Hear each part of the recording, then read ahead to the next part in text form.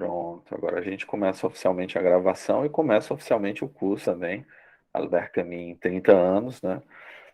A gente vai dar só uns 3 minutinhos aqui de tolerância para quem ainda vai chegar, e aí a gente começa, ok?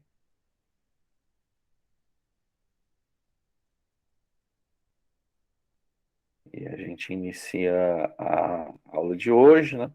E nas próximas quartas-feiras, semanalmente, a gente continua. Hoje a gente vai falar sobre uma década, né, 1930 até 1940, né, falando assim sobre a vida e a obra, né, entrelaçando as duas coisas dele. E aí a gente começa. Bruno, seja bem-vindo, Bruno. Mais uns 2 minutinhos e a gente começa oficialmente a apresentação.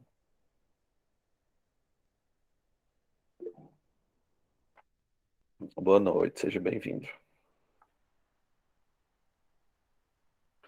Tá chovendo muito aí onde vocês moram, porque aqui em Fortaleza tá praticamente chovendo o dia todo.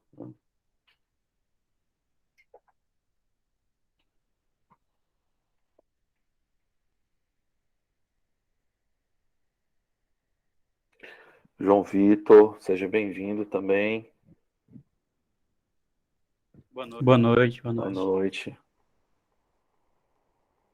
Já já a gente está começando, tá? Só mais uns 2 minutos, ainda tem algumas pessoas para entrar. A gravação fica disponibilizada depois, tá?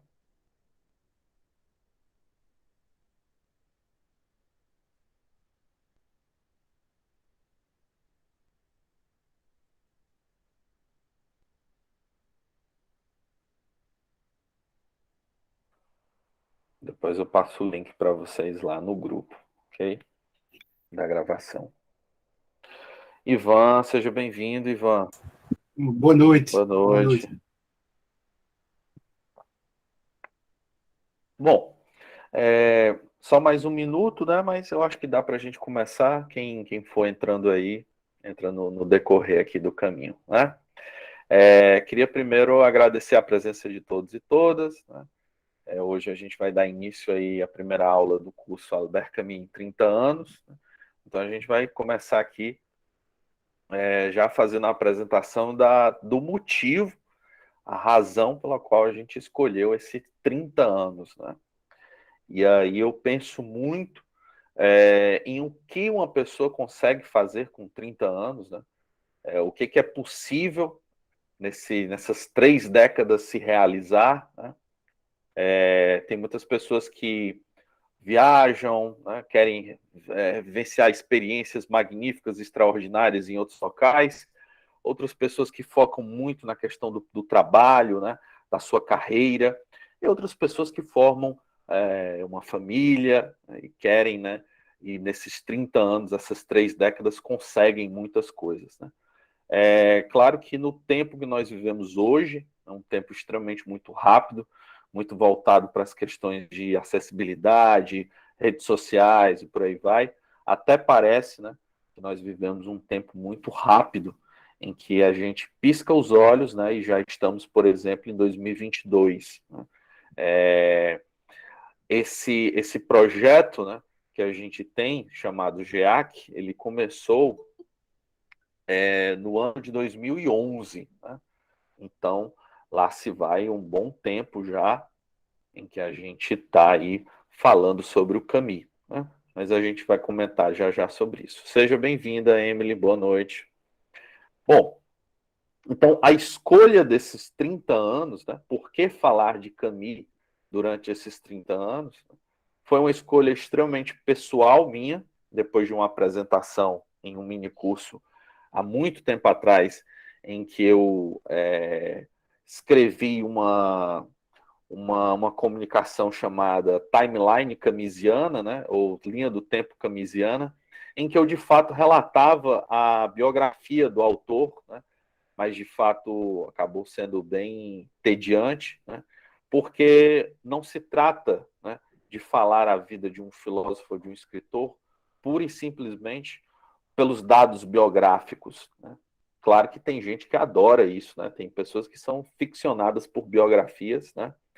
Mas eu prefiro, né, falar tanto da vida quanto da obra. Eu acho que as duas coisas estão juntas, caminham juntas, né? E não tem como não falar de uma coisa e de outra, né? Quando se trata do próprio Camus. E aí eu coloquei aqui nessa parte do slide, né? Justamente qual o motivo e a significação desses 30 anos, né? A gente está falando desses 30 anos do Camus por quê? Pelo que ele fez, pelo que ele produziu, pelo que ele disse, né? Pelas marcas que ele deixou no mundo. Há uma passagem extremamente muito interessante e bela de O Mito de Sísifo, que o próprio Camus fala, eis que o homem, né, ao olhar no espelho, constata ter 30 anos. Né? E essa constatação de ter 30 anos, que o Camus não tinha na época que escreveu, estava com 27, 28, né, faz com que ele se insira no tempo. Né? E quando, para o Camus, se inserir no tempo, seja bem-vindo, Rafael, tamo junto. Quando o Camus fala sobre se inserir no tempo, né, ele está falando de se inserir em sua geração, né? Geração de escritores, geração de homens e mulheres ali presentes. Né? Então, o Camus faz esse diagnóstico, principalmente de sua época histórica. Né? Nós estamos falando de um homem que viveu as marcas da Primeira Guerra Mundial, a Guerra Civil Espanhola, a Segunda Guerra Mundial, né? Então, uma série de conflitos aí e situações extremas, né? Em que a gente verifica que, por exemplo, hoje, né, nós não damos conta de uma guerra e de uma pandemia. A gente percebe o quanto é extremamente difícil viver momentos históricos, né? Problemático, difícil e caro também. Né? A gente tem que analisar isso também. Extremamente caro e difícil viver momentos históricos.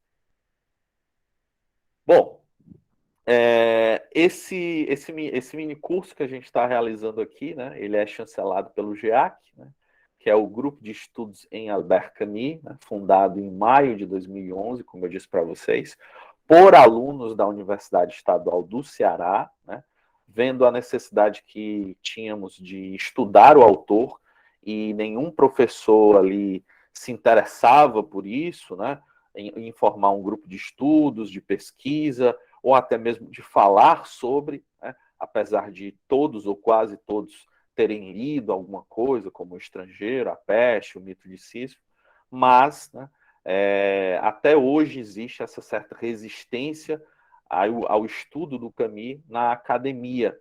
Nós observamos muitas monografias de Aristóteles, Platão, Hegel, Kant, né, Descartes, uma série de Deleuze, né, até mesmo Sartre, uma série de filósofos aí, mas nós não observamos aí tantas relacionadas ao Camus. De 2011 para cá, mudou o cenário? Melhorou consideravelmente, né? Conseguimos aí uns números maiores em termos de mestres e de doutores já em Camus, né?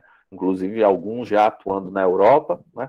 Tanto nessa dobradinha que o Camus oferece, que é filosofia e letras, né?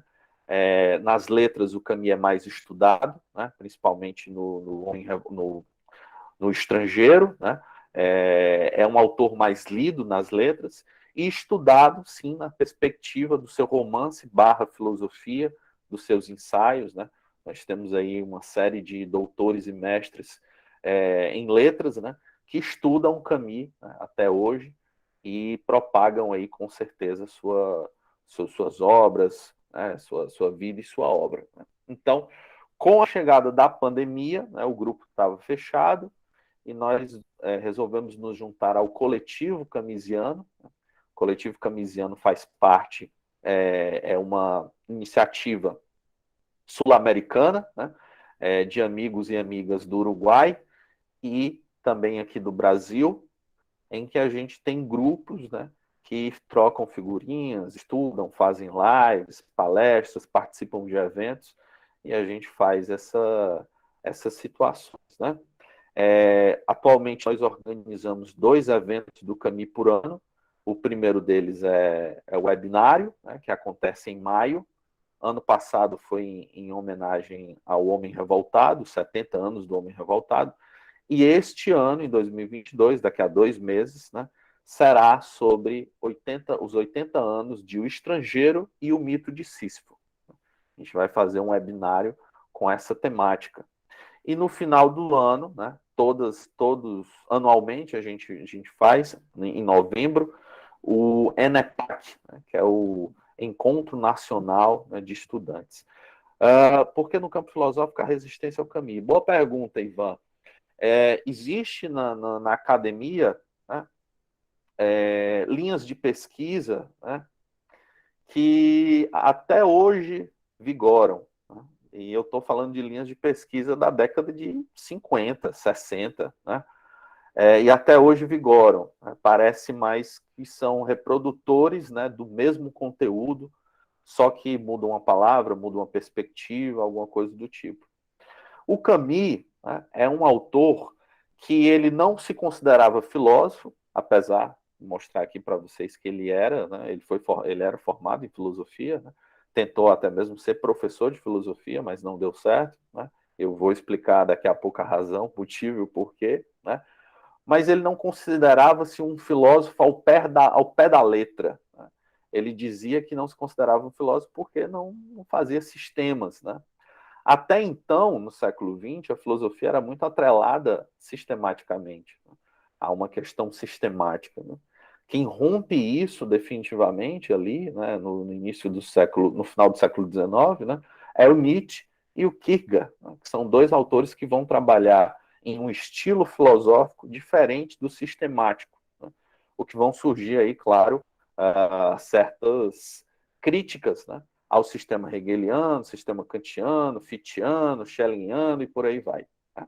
Então, a filosofia, por um bom momento, né, se debruçou sobre esses autores de uma maneira sistemática. O filósofo era aquele que tinha um sistema. Né? No século XX, parece que ser filósofo era necessário ter um tratado, né? Coisa que o Camus também nunca escreveu. O Camus escrevia por peças literárias, livros de romance e ensaios filosóficos ou ensaios de pensamento. Se a gente for analisar, por exemplo, O Homem Revoltado, ele é um ensaio histórico acerca da revolta e do assassinato. Né? Então a gente observa que ele é mal visto na academia, entre aspas, né, por conta dessa falta de rigor filosófico, né, em que de que é próprio dele, ele não se considerava isso, ele se considerava um artista. Né? Então, o Camus ele trabalha sobre a perspectiva da arte, o que é diferente, né, quando a gente observa filósofos ali, como, por exemplo, Heidegger, o Hegel, né, e tantos outros, que são sistemáticos, lógicos, né, falam palavras difíceis e por aí vai. Então a gente percebe que é diferente. Né? O Camus trabalhará, por exemplo, também a perspectiva da peça teatral. Né? Então, isso nada mais é do que um resgate óbvio, ao passado, à filosofia antiga. Né? Filosofia antiga que era pautada também nessas questões relacionadas ao diálogo platônico, né? A questão do teatro, da tragédia grega, e tudo isso mais, né? A contemplação da natureza. Né? Então, tudo isso faz com que o Camus seja, até hoje, né, rejeitado. Né? Até hoje, alguns dizem, mas o Camus não é filósofo. Né? Então, aí a gente está aqui, né, para mudar essa perspectiva, né, para implementar aí o Camus na academia. Né? Não sei nem se ele ia gostar disso, mas, enfim. Bom, e sobre mim, né? Sou interessado aí desde sempre em literatura, em filosofia, direito, né? E me interessei pelo Camus quando eu estava no grupo de estudo do Sartre, né? E a professora Eliana Salles Paiva falou sobre o Camus. Né? Não tem como não falar do Sartre, ou não tem como falar com o Camus, né? Quando surge ali, principalmente, a questão da Segunda Guerra Mundial. E aí a professora falou Camus, o nome ficou na cabeça, né?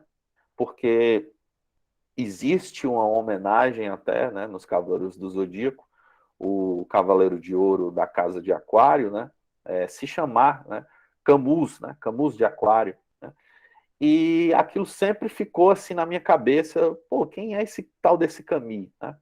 E aí no dia seguinte eu já fui logo comprando um estrangeiro, né, me apaixonei pelaquela escrita, pelaquela história, né, tão fantástica, devorei, e aí, como eu sempre falo e brinco, só existem dois caminhos que você pode percorrer depois de conhecer o caminho. Ou você abandona completamente, nunca mais pega para ler, ou você vai aí se guiar pelo resto das obras que tem, né? E para minha sorte, nesse prazo de 30 anos, ele escreveu muito, né? Considerando a questão da idade, considerando a questão da própria condição de tuberculoso, né? E por aí vai. Ele podia ter morrido na Segunda Guerra Mundial, como muitos amigos dele morreram, né? Então, ele tem uma produção bem interessante. Depois eu peguei A Queda para ler, aí depois você vai lendo O Mito de Sísifo, A Peste, Calígula, você vai se interessando, né? Um dos últimos níveis, né, de vício relacionado ao Camus é você ir procurar as papeladas originais lá na França, né? E ficar estudando até mesmo as notas de rodapé ou o que ele escreveu em anotações, né? Esse é o último nível, ainda não cheguei nesse nível, né?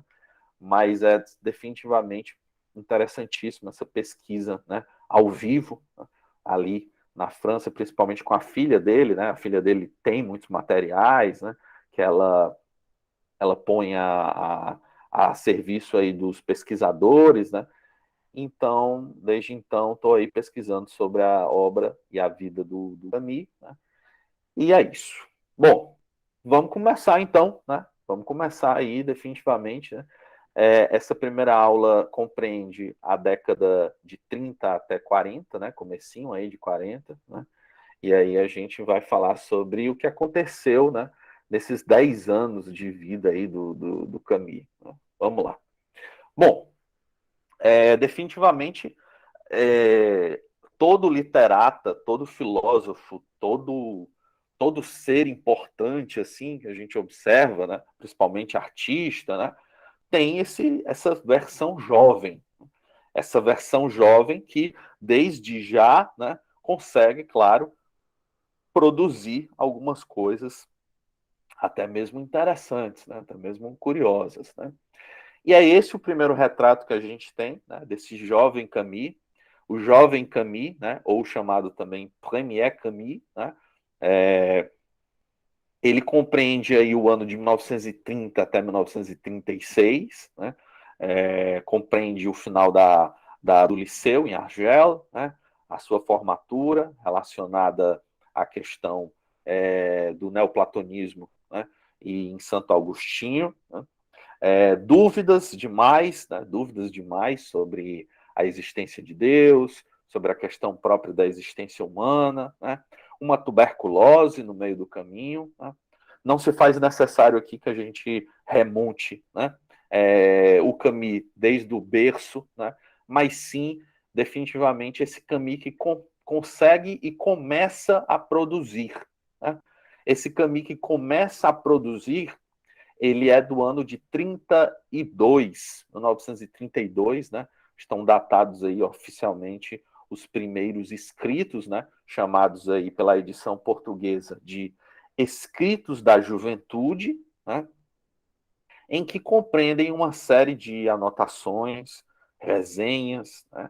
Comentários sobre filósofos, sobre literatas, né? Observações, né?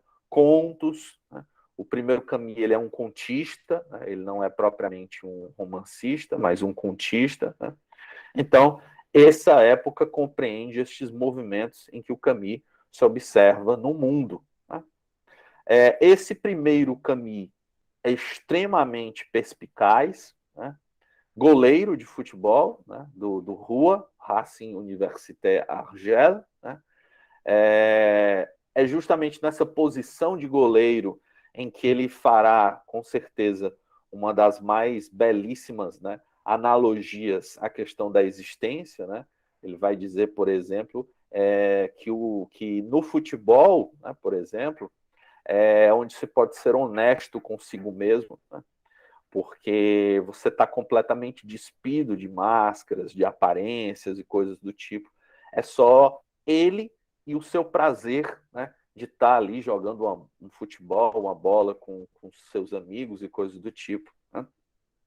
Outra análise extremamente interessante que o Camus vai fazer é a própria posição de goleiro, né, em que ele vai dizer que é extremamente solitária, né, e que se divide, claro, entre coisas boas e coisas ruins, no sentido de que nós observamos que um goleiro, né, pode sair de uma partida como herói ou como vilão, né?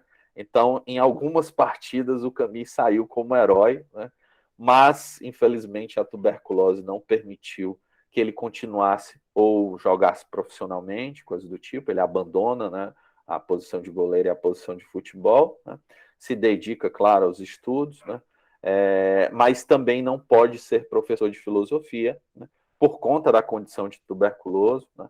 Não era permitido que tuberculosos alcançassem um cargo público, né? Então ele também não consegue ser professor de filosofia. Desempregado, né? Sem aí condições, né? Sem precisando, né, pagar os boletos, né? Pagar a conta do celular e tudo mais necessário. O Camus se observa na posição de um possível jornalista, né? É possível? Não, né? Nessa época não precisava de faculdade, né, de jornalismo, então ele podia ser jornalista se ele quisesse, a partir do momento em que tivesse uma certa habilidade com as letras, né? Como é o caso também de ministros do STF, né? Não precisa ser formado em direito para ser o ministro do STF. Então, a gente observa esse primeiro caminho extremamente perspicaz, observador, né? Muitos dos seus contos vão ser relacionados à questão da sua pobreza, né? Do bairro pobre em Bellecour, né? Que ele vivia junto com a mãe, com a avó, né? E os tios. Então a gente observa, claro, esse primeiro caminho aí, extremamente interessado, né? Nessas questões de literatura, né, filosofia e tudo mais, ganha uma bolsa de estudos, né? Graças a um professor, né, Louis Germain, que o Camus consegue uma bolsa de estudos e aí ele consegue, né, continuar estudando, né, sem ter que trabalhar, né, sem ter que assinar carteira. Bom, como eu disse para vocês, né, desde 32 o Camus começa a escrever com bastante afinco, força, né? Começa também ali, salvo engano, 34, 33, 34, começa a escrever as anotações dos cadernos, né? Começa a escrever coisas que vê, né? E por aí vai. Mas nesse meio, né, nesse meio tempo, a gente tem duas obras do Camus que compreendem aí definitivamente os trabalhos de juventude, né? Nos anos seguintes, né, ele começará a escrever o Avesso e o Direito, que só fica pronto em 37, e Núpcias, né? Núpcias é interessante porque o Camus começa a escrever Núpcias em 35, 36, né? Mas é compilado e editado, né, em 38. Né? E são duas obras, né, que a gente vai falar daqui a pouco, que são muito importantes para a gente perceber esse primeiro Camus. Né? Esse Camus extremamente argelino, esse Camus extremamente apaixonado pelas composições ali de Argel, de Passa, de Gemila e por aí vai, né? Então a gente tem aí em 37 e 38 essas primeiras obras que o Camus produz muito pouco, né, em tiragem reduzida, né? E aí a gente vai observar aqui definitivamente a primeira obra, né, que ele escreve oficialmente, né, produzida, que se chama O Avesso e o Direito, né? Composta como uma série de contos, né? Ela é editada em tiragem reduzida, né? E ganha uma nova edição em 57, com um prefácio do Camus, né, em que ele fala sobre o escrito dele de juventude, né, como ele escrevia, e a percepção que ele tem dessa escrita agora. Né? É um prefácio extremamente importante para a gente ter essa noção desse Camus, que tem a consciência, né, de que a sua obra, desde o primeiro momento, tem um estilo e uma forma, né, e que agora, né, por isso que esse prefácio ele é tão importante, né, nessa década de 50, por exemplo, que o Camus vai atravessar um dos momentos mais difíceis da sua carreira literária. Né? Então, esse prefácio que ele escreve para as reedições das obras do Prêmio Nobel de Literatura, né? Quando você ganha o Prêmio de Nobel de Literatura, além de 1 milhão que você recebe, né? De coroas, 1 milhão de coroas suecas, eu acho que agora está em dólar, né? Você recebe também a possibilidade, né, de reeditar a sua obra toda, completa, obra completa, com o selo, né, de Prêmio Nobel, né, Prêmio Nobel de Literatura, né, Grand Prix Literature Nobel, e por aí vai. Você tem essa possibilidade porque, enfim, você vai vender mais, né, e as pessoas vão se interessar ali, é Prêmio Nobel de Literatura e tal, vamos ler, né?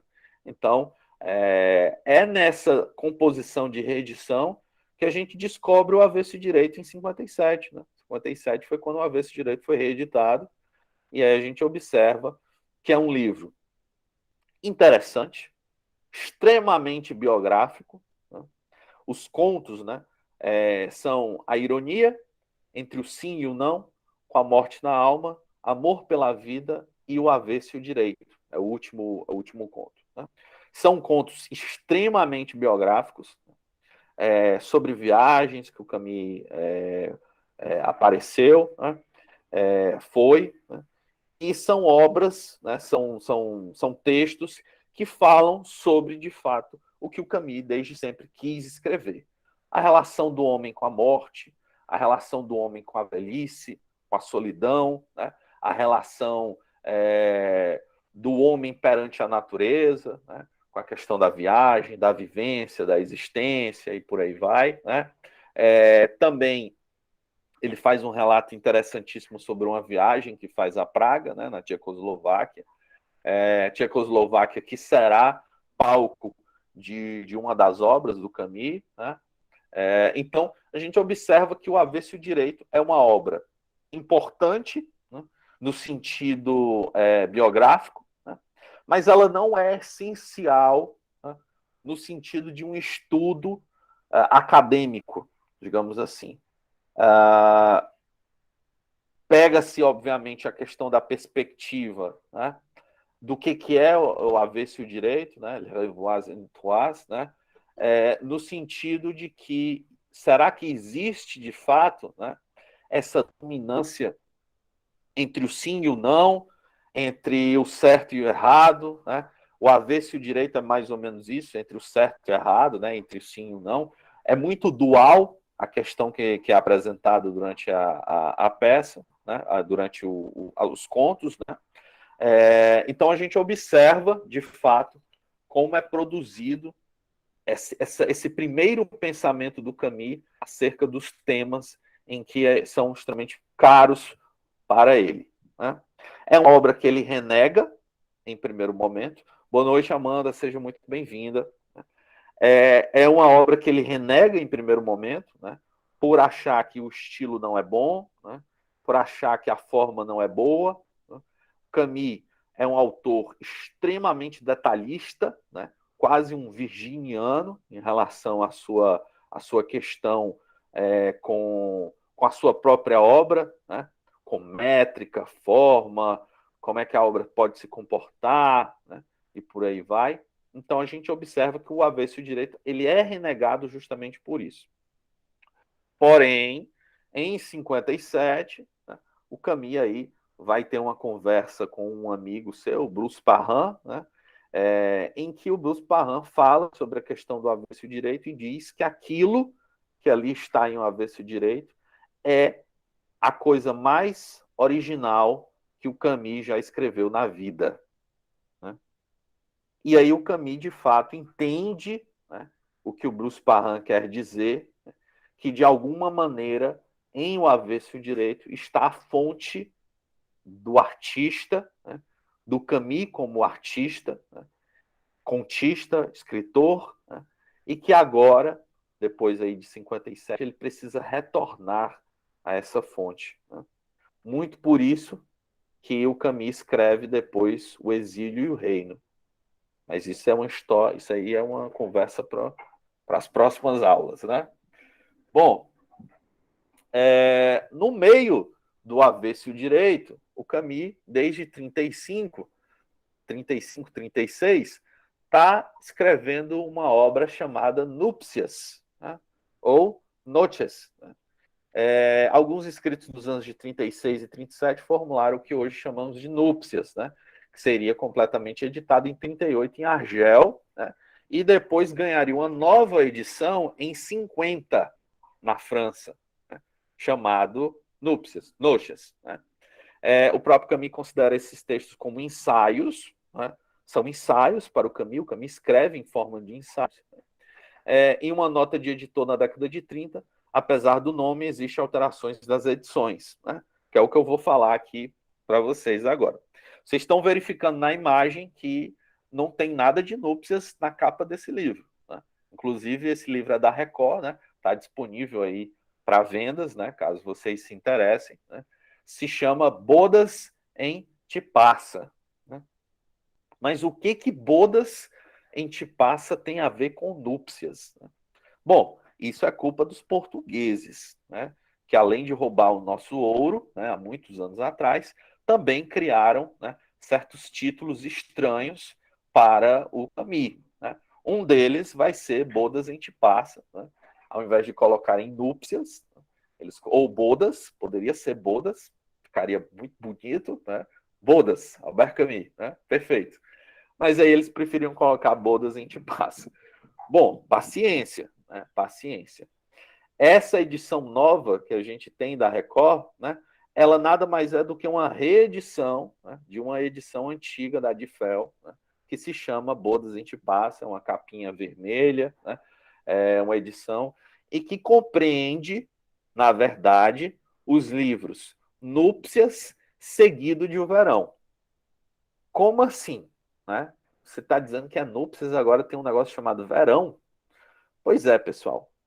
Na década de 50, mais especificamente em 54, né, o Camus vai escrever um retorno à Tipassa.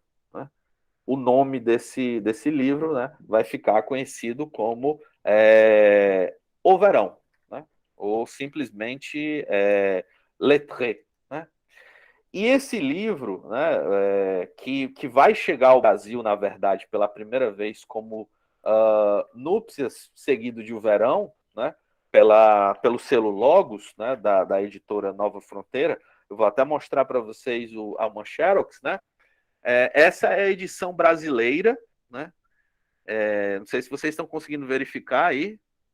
Essa é a edição brasileira, né? Em que segue de fato o que realmente aconteceu, né? O nome do livro é Noches, né? Noches suivies de lettres, né? Que é o nome original que o Camus colocou, mas aí preferiram colocar esse outro nome. O Verão, né? Que compreende toda a obra, Bodas em Tipassa, é um retorno, né? A Tipassa, né, depois de tantos e tantos anos, e compreende os seguintes textos: o Minotauro, ou a Inércia em Oran, né, que compreende a rua, o deserto, né, é uma viagem que o Camus faz a Oran, né, os jogos, os monumentos, a Pedra de Ariadne. As Amendoeiras, Prometeu nos Infernos, Pequeno Guia para a Cidade Sem Passado, O Exílio de Helena, O Enigma, Regresso a Tipassa e Do Mar Bem Perto. Né? O Verão compreende esses textos, né? Núpcias, né?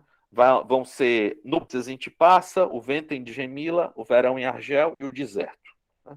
Então a gente observa que o Camus vai escrever, né, esse retorno.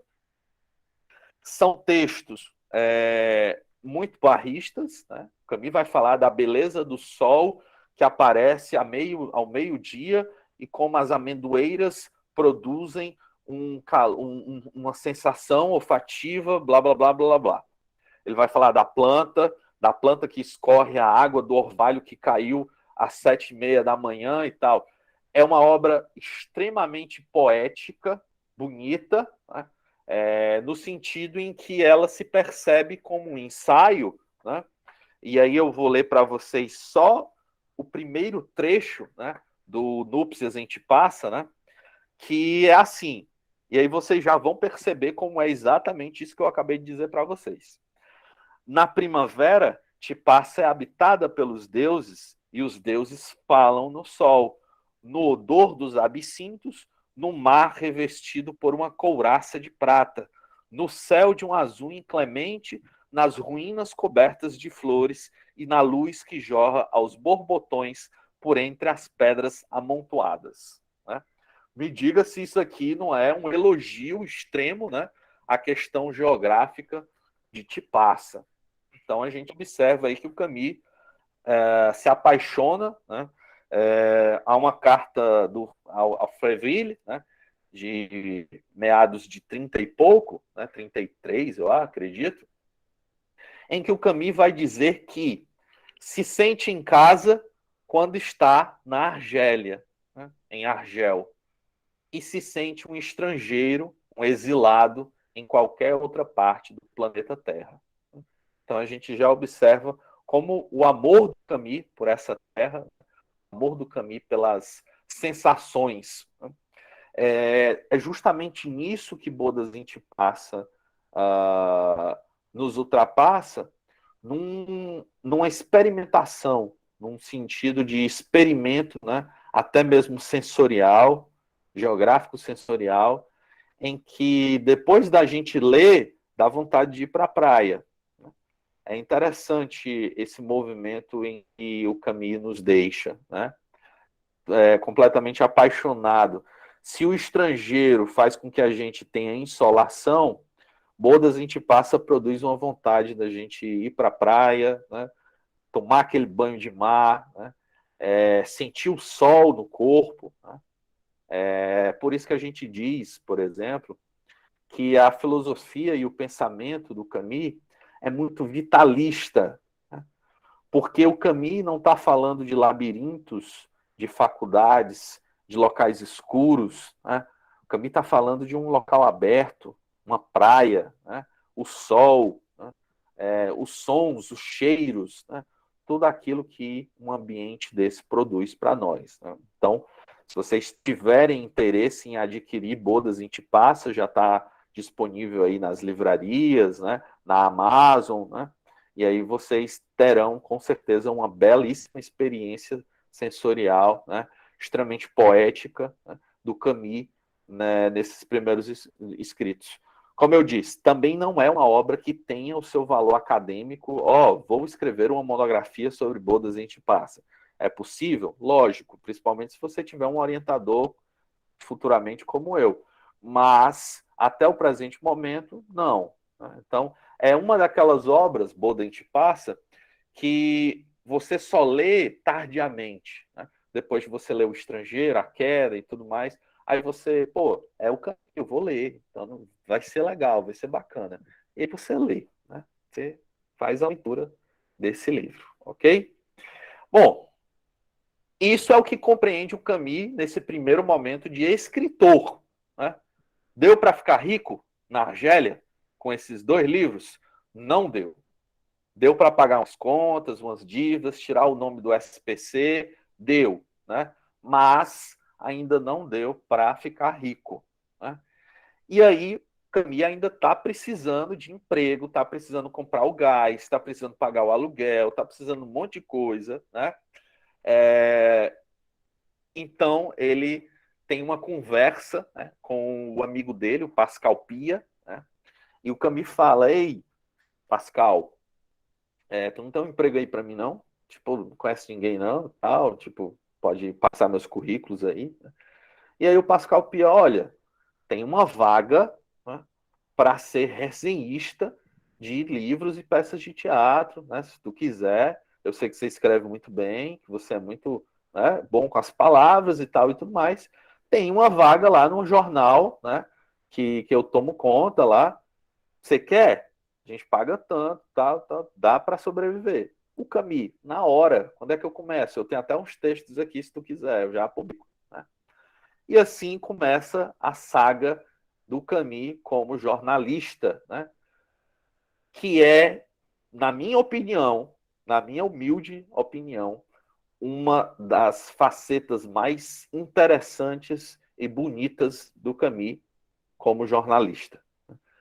A gente vai ter uma visão melhor do Camus como jornalista na próxima aula, que é quando a gente vai falar da resistência francesa, vai falar do jornal Combat e o Camus como editorialista, né, do jornal Combate. Então a gente vai ter uma visão muito mais profunda. Né? E por que eu disse isso? Porque definitivamente os editoriais da década de 40 do Camus como jornalista são obras de arte, são obras incríveis que demonstram a capacidade que o Camus tinha de falar e de perceber até mesmo o futuro. Né? E aí vocês vão saber por quê. Mas enfim.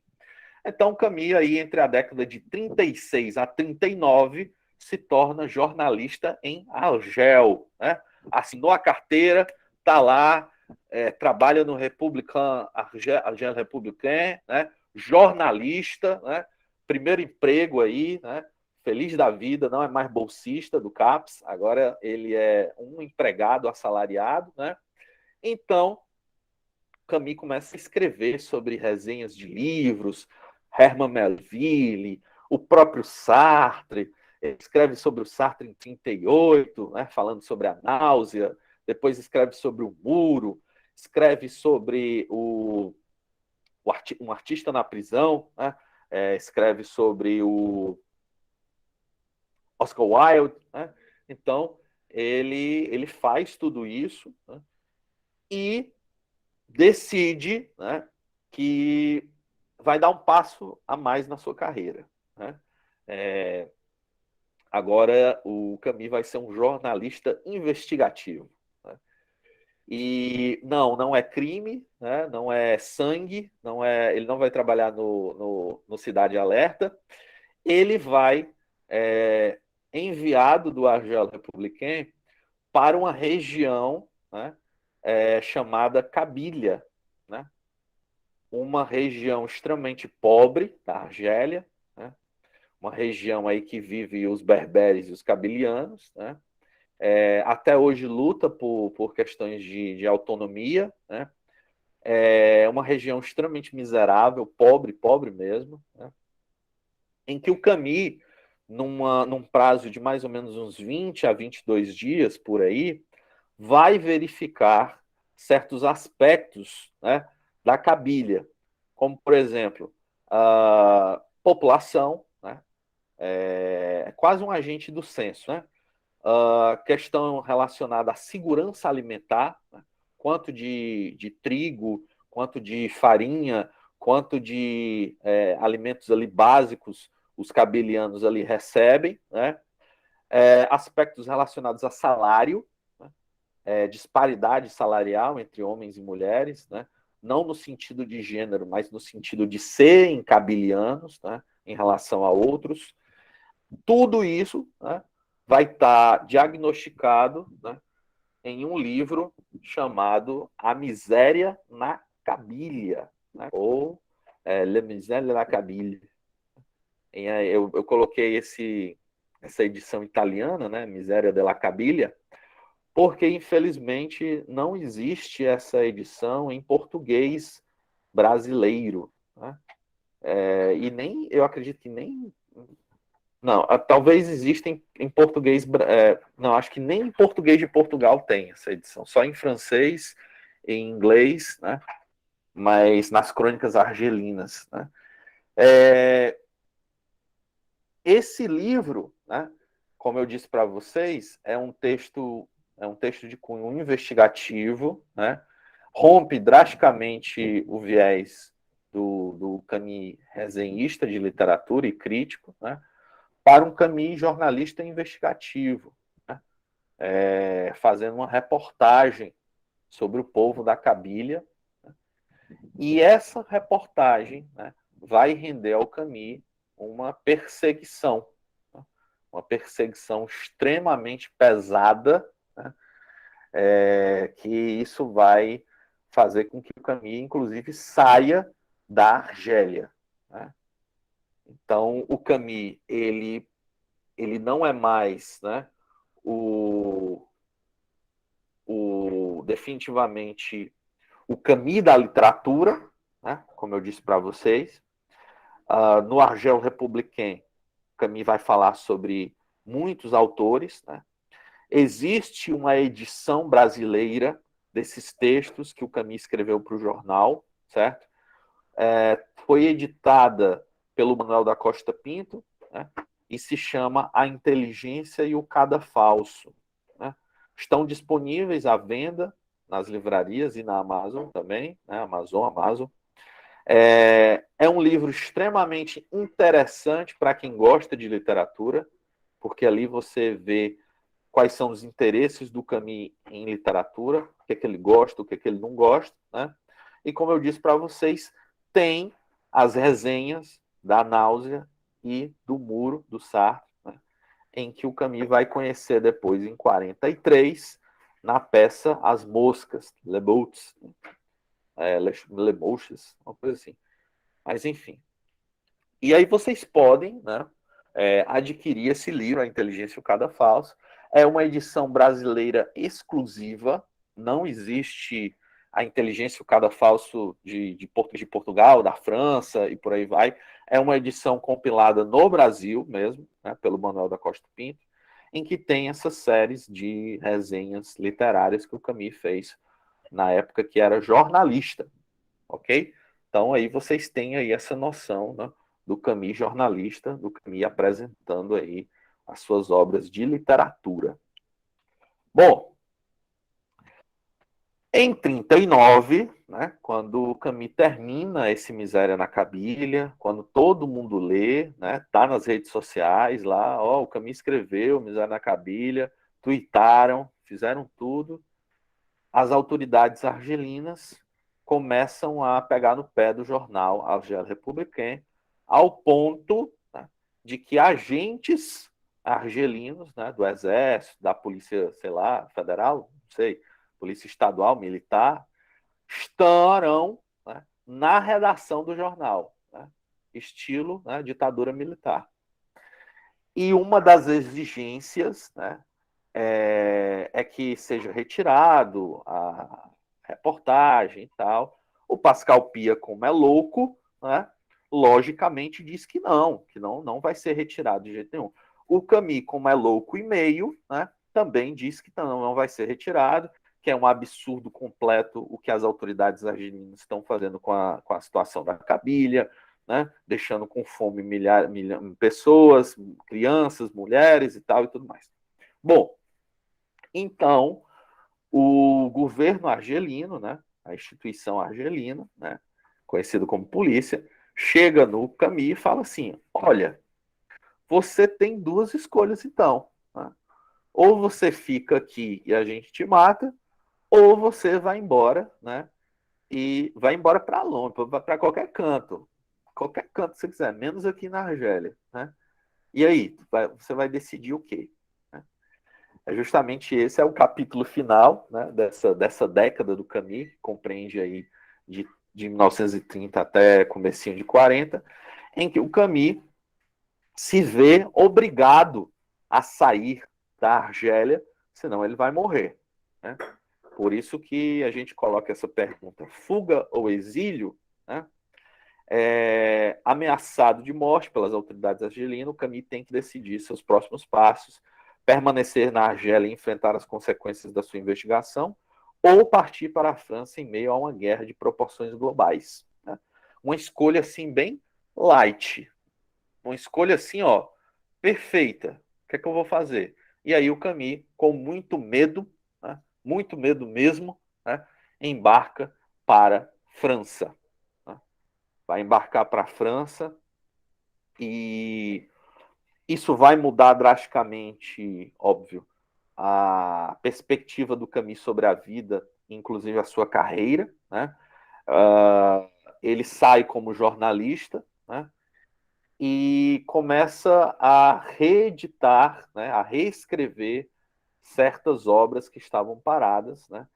Em 39, ele decide abandonar um projeto de romance chamado A Morte Feliz, né? Eu nem coloquei aqui porque definitivamente não me agrada livros póstumos ou inacabados, né? No sentido em que o próprio Camus não queria que esse livro fosse publicado. Então, eu nem falo sobre em respeito, né, ao que ele queria nesse sentido. Eu respeito o Camus assim 50%. Tem coisa que eu respeito o que ele queria e tem coisa que eu não respeito o que ele queria. Uma dessas coisas é estar falando sobre ele aqui, que eu acho que ele não gostaria. Mas, enfim. Então, o que a gente observa, né, é que em 39 o Camus abandona o projeto A Morte Feliz e começa, né, um projeto chamado O Estrangeiro. Eu acho que é um livro que vocês já ouviram falar. E também, em paralelo a isso, um ensaio filosófico sobre o suicídio e o absurdo, chamado O Mito de Sísifo. São esses dois. São essas duas pacotes de anotação que vão com o Camus para a França. Ele começa a redigir, ele começa a escrever sobre, né? E aí é o que a gente vai falar no nosso próximo encontro, né? Que na próxima semana, próxima quarta-feira, que vai compreender aí os anos de 1940 até 1950, né? Que são anos extremamente produtivos para o Camus. Vocês vão ver um monte de slide aí, porque ele escreveu e não foi brincadeira, ele não fazia outra coisa na vida, né? Definitivamente ele não jogava videogame. Então, a gente vai observar aí o Camus na década de 40 até a década de 50. O que compreenderá na próxima semana um Camus que saiu da Argélia para a França ocupada pelos nazistas, né? Torna-se membro da resistência francesa, isso é só o resumo, torna-se escritor, né, de sucesso como estrangeiro, torna-se jornalista do jornal Combat, né? Condecorado de guerra, né? Por ter aí trabalhado na resistência francesa, ter escrito uma espécie de folhetim, digamos assim, né? Epistolar, inspirador, né? Chamado Cartas a um Amigo Alemão, né? Em que o Camus atua ali como uma pessoa que parece que está escrevendo para os soldados, escrevendo para os membros da resistência, né, contra os nazistas, e um Camus pós-guerra, né, que vai ser esse Camus que vai observar os primeiros movimentos da Guerra Fria. Ele vai a partir de 46, perceber que as coisas não são bem o que parecem ser, né? Que antes era fácil, quando todo mundo estava unido contra Hitler, né? Mas que agora as coisas tomaram nuances e proporções diferentes, né? Quando dois lados surgem no pós-guerra, né?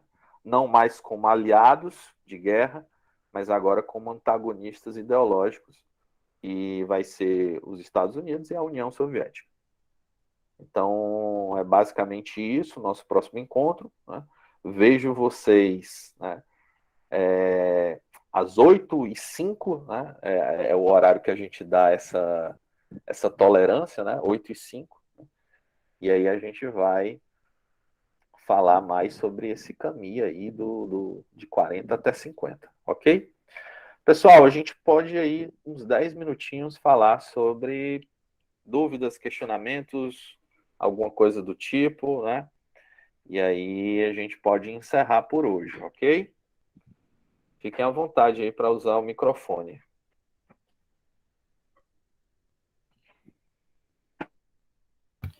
Ô, Igor, esses editoriais, eles são publicados aqui no Brasil? A gente consegue o acesso? Os editoriais jornalísticos? Então, Raquel, infelizmente, né, não, né? E eu digo isso com uma dor imensa no coração, porque além deles serem belíssimos, né, a gente tem que observar a importância política que eles têm, né? A gente vai falar sobre isso na próxima aula, mas a importância política que a gente observa nesses editoriais é extremamente grandiosa. O Camus vai falar, por exemplo, sobre a bomba atômica.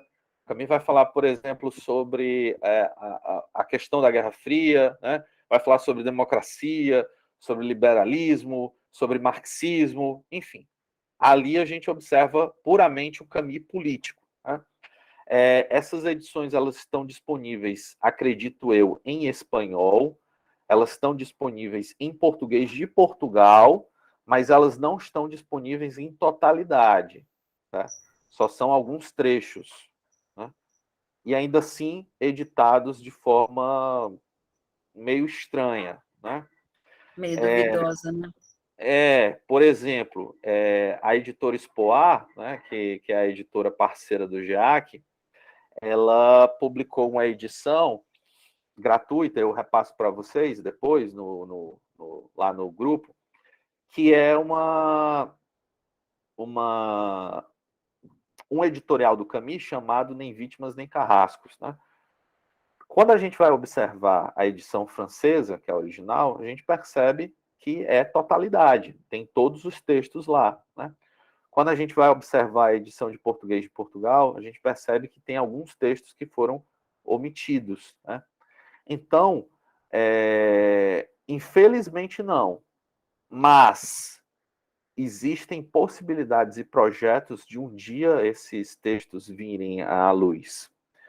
Nos próximos anos, se a Record quiser, né, que é a que detém os direitos, né, de produção e tal, e quando os direitos autorais do Camus caírem, né, aí até eu vou fazer também, né? Até eu vou colocar pela editora as obras completas dele, né? Então, você consegue em inglês e em francês, né? E acho que até algum em espanhol. Tem até um livro chamado Camus Combat, Camus, o periodista. E eu nem acho que seja total, não. Eu acho que só são alguns textos. Mas só em francês e em inglês, viu, Raquel? Ah, tá legal, obrigada. Infelizmente, como eu te disse, porque é muito bom. Vou mostrar para vocês depois, tá bom? Bacana, obrigada. De nada, que é isso. Fiquem à vontade aí, caso mais alguma pergunta, mais algum comentário, a gente faz. Ô, Igor, Oi. eu queria perguntar uma coisa, uma curiosidade. Em 39 ele vai para a França, mas a França continua intervindo na Argélia, cuja independência só se deu em 62. Qual a posição dele em relação a isso? Ele entende ele é de uma posição de pacifismo, né? O Camus entendia, primeiro porque o Camus ele era filho de franceses, né? Os chamados pés pretos, né? Pierre Noir, que são aqueles filhos de franceses que foram colonizar a Argélia ali no início do século XX. Né? Então, o Camus, na mente dele, né, de colonizado, ele se compreende como um francês também, né? Mas também como um argelino. Né? Essa vai ser, inclusive, uma das grandes questões do Camus, né? Um homem dividido entre duas culturas, entre dois países, né? Entre duas formações. Né? A Argélia ainda é controlada pela França, né? Até esse momento. Não parece que seja um problema tão grandioso para a França, né, que estava sendo ocupada, essa situação da Cabilha. Né? Então, não há registros de que agentes franceses, por causa dos agentes argelinos, também perseguiram o Camus nesse sentido. Não. Né? Tanto é que o Camus, no pós-guerra, vai ser condecorado. Tanto é que o Camus, em 46, vai ser um dos arautos da cultura francesa, né? Em outras partes do mundo. Então, a gente observa, né, que o Camus ele é extremamente apaixonado pela cultura francesa, pelos franceses, né? Porque ele se sente também como francês. Né? Ele também se sente ali como francês, que é um dos grandes problemas, né? que a gente observa. Por exemplo, eu pego um exemplo do futebol, né? O Zidane, né? O Zidane, nascido na Argélia, né? Também jogou pela França e se considerava francês e tal, cantava Marseillaise e tal. O Benzema, né? Que também nasceu na Argélia e joga pela seleção francesa, eu acredito que teve uma época, ou até hoje, ele não canta a Marseillaise. Né? Então, existe até hoje essa questão. Né? E como você brilhantemente verificou, Ivan, o processo de independência da Argélia é extremamente traumático, inclusive para o Camus, que é o que a gente vai ver na aula 3, né? E tem um processo de transição, inclusive, que vai falar dos filhos de argelinos nascidos em determinada época, antes e depois, né? Da questão da liberdade, da liberdade argelina. O Camus não viveu, né, para ver essas questões, né? Mas a gente vai falar um pouco mais sobre isso na aula 3, né? Mas obrigado por ter adiantado um pouco, porque é uma parte extremamente necessária mesmo, Ivan. Tanto que ele vai ser criticado por isso, por essa posição, chamada uma posição meio neutra. Né? Camus vai escrever muito ali em 57, por exemplo, 56, 57, a respeito do que está acontecendo, né, na Guerra da Argélia. Né? Porque parece que Sartre defendia a independência da Argélia, né? Ao contrário de Camus, né? Exato. O Sartre e o Fanon também, né? O Franz Fanon, e outros, né? E outros da época, defendiam sim a questão da liberdade, né? Da independência. Primeiro por ser um movimento de época, né?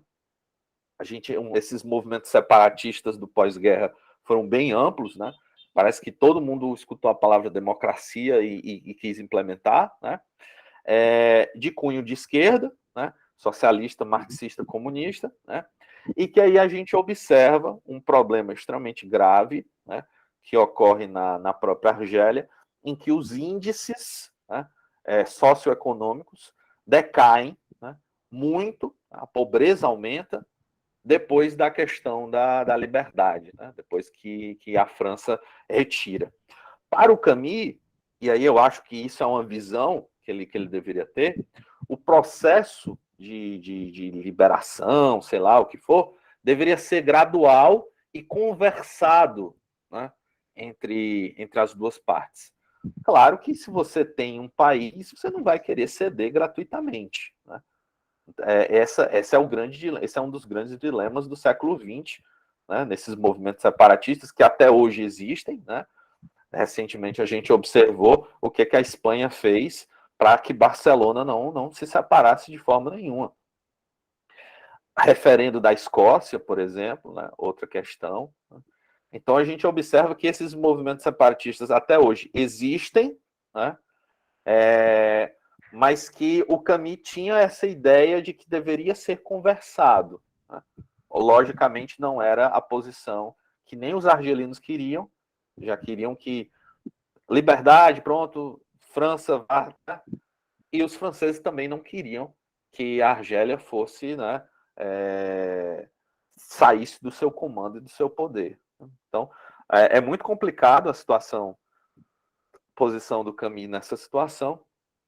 A gente volta definitivamente a ela na aula 3, né, em que aí a gente vai falar sobre os pormenores disso, que é extremamente interessante, é muito rico essa parte. Okay. Obrigado. Eu que agradeço. Obrigado pela qualidade do questionamento. João Vitor, Bruno, Emily, Rafael, se vocês tiverem mais alguma dúvida, algum questionamento, alguma coisa do tipo, comentário também, fiquem à vontade. Caso não, a gente encerra, né? E aí, na próxima semana, a gente retorna, ok?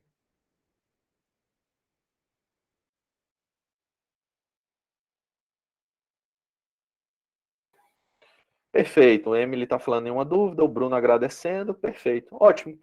Pois então, né, estejam, né, convidados aqui a próxima semana, né, todos e todas, para que a gente continue aí essa aventura camisiana, né, compreendendo aí o que aconteceu nesse ano, né, de 1940 até 1950. Né? É uma década extremamente interessante, não só para o Camus, mas também das transformações sensíveis, né, em relação ao mundo, né? Então, vai ser bem interessante. Eu vou parar a gravação aqui. A gente vai ficar por aqui, certo? Caso alguém queira assistir depois, né? Lembrando que vai estar disponível também essa gravação futuramente no Simpla, ok? E futuramente no YouTube. Né? E em novembro vai para o YouTube. E é isso. Gente, uma boa noite, né? Tudo de bom para vocês. Obrigado pela presença, pela qualidade dos questionamentos e até a próxima quarta-feira.